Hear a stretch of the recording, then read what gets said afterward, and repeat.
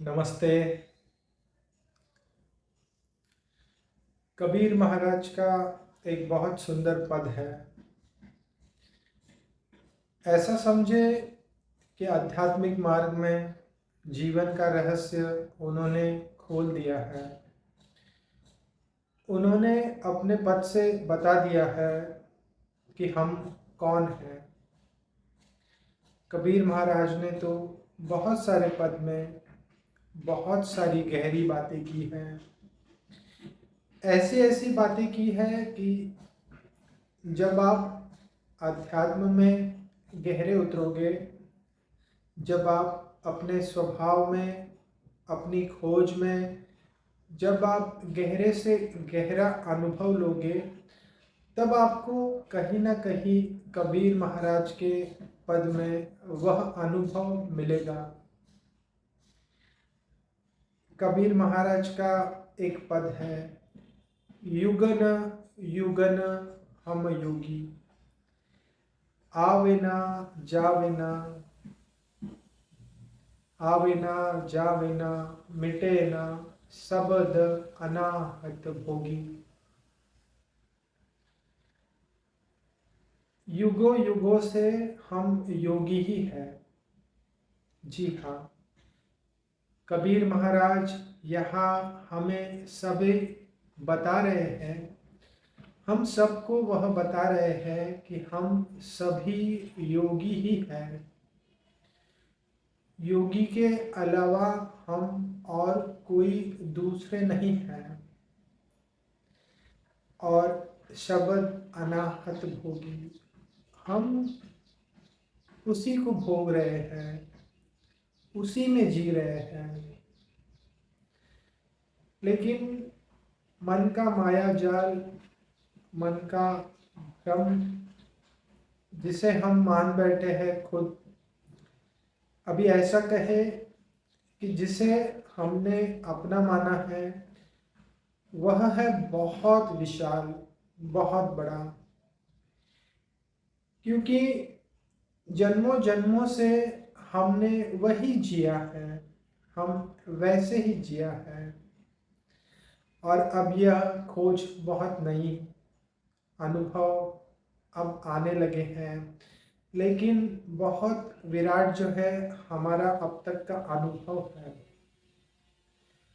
कोई यहाँ ऐसे कहेगा कि मुझे ऐसे विचार आते हैं, वैसे विचार आते हैं, मैं इन विचारों से छूट नहीं पाता हूँ। किसी भी बारे में एक बात हमें देखना होगा कि कबीर महाराज हमें सभी को एक ही बात कह रहे हैं कि युगों युगों से हम सभी योगी ही हैं।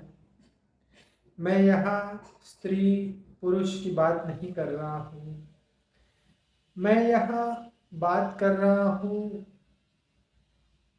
उस चेतना की जो ना पुरुष है, जो ना स्त्री है, जो ना शरीर है। स्त्री और पुरुष तो शरीर की बातें हैं, उससे परे कबीर महाराज उसे कह रहे हैं योगी। वह जन्मों जन्मों से योगी ही है। हाँ,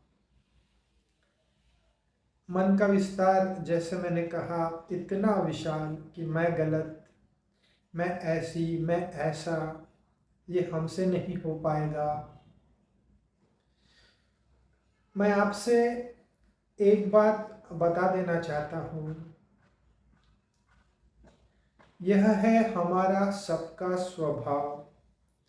अध्यात्म में आप जितने गहरे से गहरे खोजोगे, तो आप इसी वचन को, इसी घोष को पाओगे कि आप चैतन्य स्वरूप हो, सच्चिदानंद हो, आपका स्वरूप आनंद है। लेकिन अब हम अपने आप को जैसा मानते हैं, उस मानने के कारण मान्यताएं, धारणाएं इन सभी के कारण हम दुख भोग रहे हैं।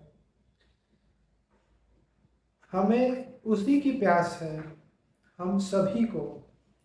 आप जितने भी अब आध्यात्मिक मार्ग पे चलोगे, आध्यात्मिक मार्ग मतलब जैसा मैंने कहा कि स्वयं की खोज, खुद की तलाश। अब जब हम उसे खोजेंगे तो हमें एक बात देख लेनी होगी कि यहाँ संतों ने, गुरुओं ने कृपा की है। इतनी कृपा की है कि उन्होंने कह दिया है। हमें सुनना होगा कि वह क्या कह रहे हैं। वह ऐसा कह रहे हैं कि युगन युगन हम योगी। भला कबीर महाराज ऐसा क्यों कहेंगे कि युगों युगों से तो हम योगी ही हैं।